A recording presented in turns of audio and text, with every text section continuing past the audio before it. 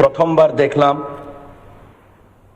কোন রাজ্যের মুখ্যমন্ত্রী এত ভক্তি ভাব দিয়ে কোনো পূজা অনুষ্ঠানে আসছেন। আর গো মাতা আমাদের সবাদের জন্য, আমরা ওনাকে বলি এই ব্রহ্মাণ্ড গৌমাতার থেকে জন্ম নিয়েছে। আমরা গৌমাতাকে মাতা বলি। যেই ভক্তি ভাবে আমরা দেখেছি আমাদের মুখ্যমন্ত্রী এসে, যে উনি দণ্ডবত প্রণাম করছেন, উনি জানেন কিভাবে যজ্ঞতে আহুতি দিতে হয়, গৌ মাতাকে আদর করতে হয়।